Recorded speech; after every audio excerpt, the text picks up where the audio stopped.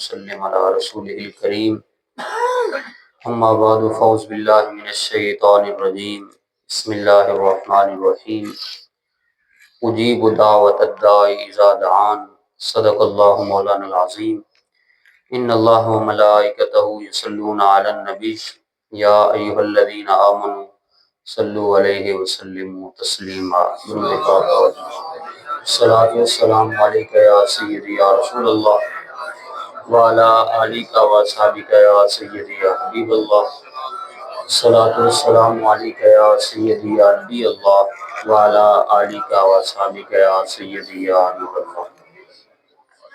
اللہ رب العالمین کا کروڑوں فضل و احسان جس کی توفیق خاص سے اس کے دربار گوہر بار میں حاضر ہیں۔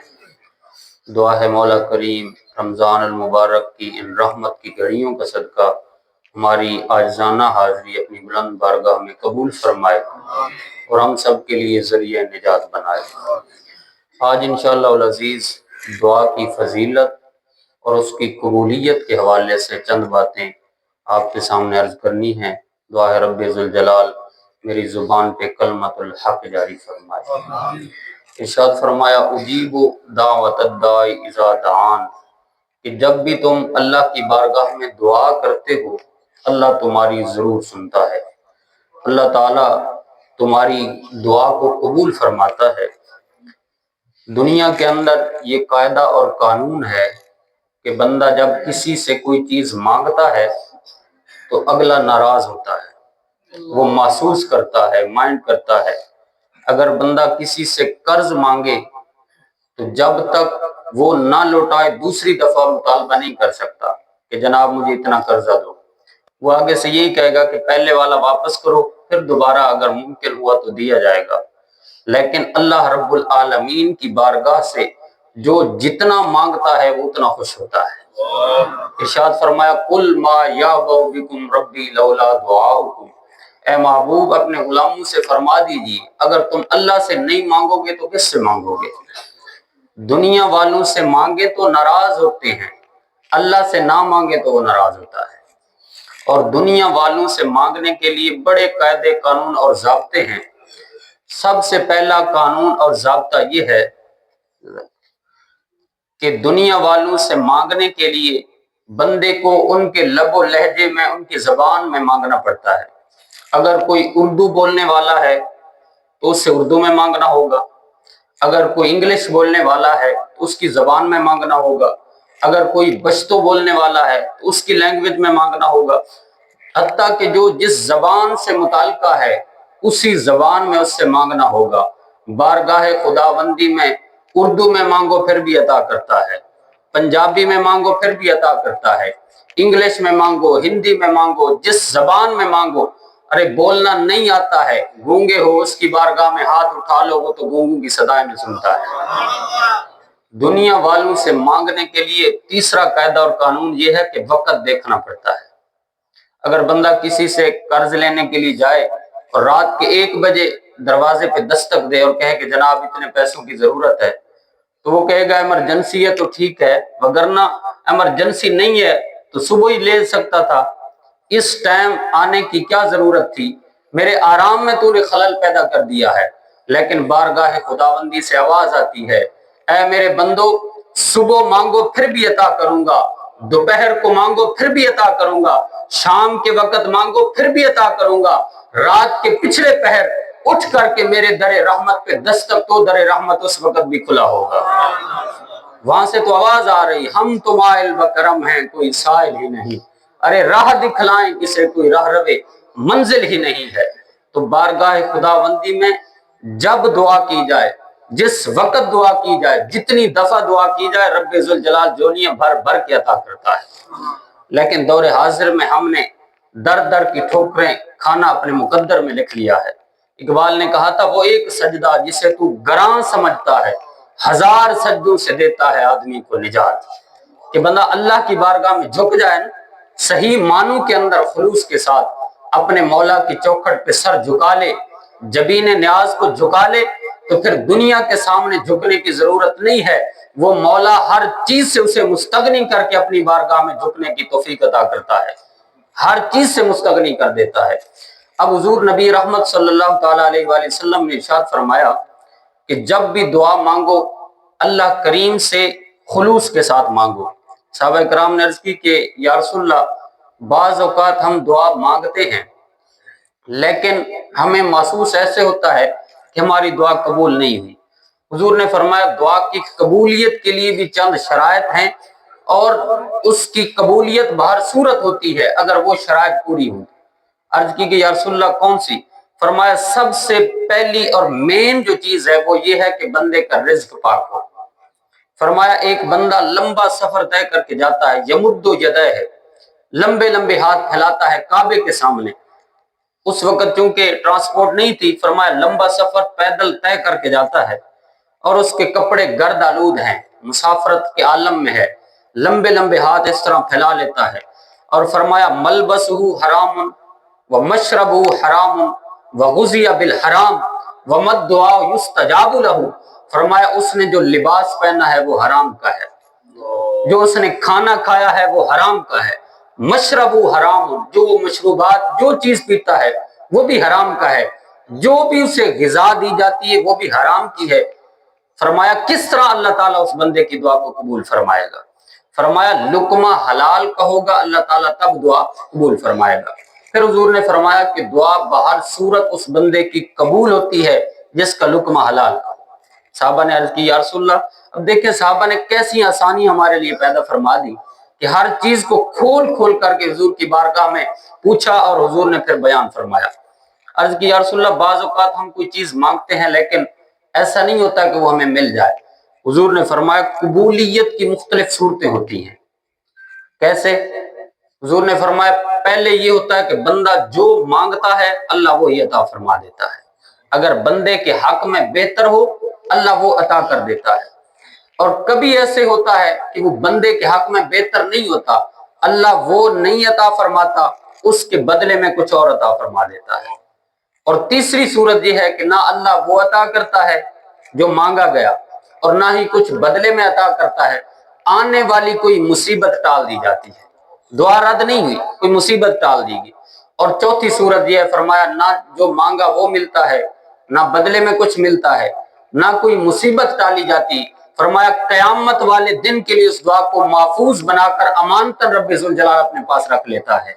اور فرمایا قیامت کا دن ہوگا، بندہ یہ خواہش کرے گا کاش دنیا میں کوئی دعا بھی قبول نہ ہوئی ہوتی، آج ساری دعاؤں کا اجر جزیل مجھے قیامت والے دن عطا کیا جاتا۔ فرمایا دعا بہر صورت قبول ہوتی ہے، بارگاہ خداوندی میں دعا کیا کرو۔ پھر صوفیاء نے فرمایا کہ جب اللہ کی بارگاہ میں دعا کرنی ہے تو اللہ کے نیک بندوں کے وسیلے سے جو دعا کی جاتی ہے وہ کبھی رد نہیں ہوتی ہے۔ اس کے بارے میں تو خود رب ذوالجلال نے فرمایا وَلَوْ أَنَّهُمْ إِذْ ظَلَمُوا أَنفُسَهُمْ جَاءُوكَ، اگر تم اپنی جانوں پر ظلم کر بیٹھو تو آ جاؤ میرے مصطفیٰ کے پاس، فَاسْتَغْفَرُوا اللَّهَ وَاسْتَغْفَرَ لَهُمُ الرَّسُولُ، وہاں بیٹھ کر اللہ کی بارگاہ میں استغفار کرو اور میرا پیارا مصطفیٰ تمہارے لیے مغفرت طلب کرے۔ فرمایا تم اللہ تعالیٰ کو تواب بھی، توبہ قبول کرنے والا بھی پاؤ گے اور رحم فرمانے والا بھی پاؤ گے۔ تو اللہ والوں کے در پر آ کر جو دعا کی جاتی ہے اس کے اندر قبولیت کی اور زیادہ تاکید فرمائی گئی ہے۔ حضرت زکریا علیہ السلام، آپ حضرت مریم سلام اللہ علیہا جو حضرت عیسیٰ علیہ السلام کی والدہ ماجدہ ہے، ان کے خالو تھے، اور جب حضرت مریم کو بیت المقدس کی خدمت کے لیے وہاں ایک کمرے کے اندر معمور کیا گیا تو آپ سارا دن بیت المقدس کے اندر جھاڑو پوچھا کرتی اور پھر وہیں پر رہتی، چونکہ آپ کی ماں نے یہ منت مانی تھی کہ اللہ مجھے اولاد عطا کرے تو میں جو ہے اس کو بیت المقدس کی خدمت کے لیے وقف کر دوں گی۔ تو حضرت مریم وہاں پر رہتی ہیں، تو حضرت زکریا کی یہ ڈیوٹی تھی کہ آپ کھانا پانی وہاں پہنچاتے تھے، اور جب جانے لگتے تھے تو جس دروازے میں آپ رہتے، اپنا کمرے میں آپ رہتی تھی، اس کا دروازہ باہر سے بند کر کے جاتے تھے۔ ایک دن آپ نے دروازہ باہر سے بند کیا، دور کہیں چلے گئے، کافی ٹائم کے بعد جب واپس آئے، اب دل کے اندر بڑا ہی ارمان ہے کہ بڑا ٹائم ہو گیا ہے، میری بیٹی بھوکی ہوگی، پیاسی ہوگی، اسے کسی نے کھانا پانی بھی نہیں دیا کیونکہ باہر سے کنڈی لگائی ہوئی ہے، لیکن جیسے ہی جاتے ہیں دروازہ کھولتے ہیں، قرآن کہتا ہے وَجَدَ عِندَهَا رِزْقًا، ان کے پاس انواع و اقسام کے بے موسم پھل پڑے ہوئے تھے۔ فرمایا قال انا لکی ھذا، اے مریم یہ کہاں سے لے کر آئی ہو؟ فرمایا قالت هو من عند اللہ ان اللہ یرزق من یشاء بغیر حساب، یہ مجھے میرے رب نے عطا کیے ہیں، وہ جس سے چاہے بے حساب رزق عطا فرما دیتا ہے۔ اب حضرت زکریا نے جب یہ منظر دیکھا نا تو حضرت زکریا کے ہاں اولاد نہیں تھی۔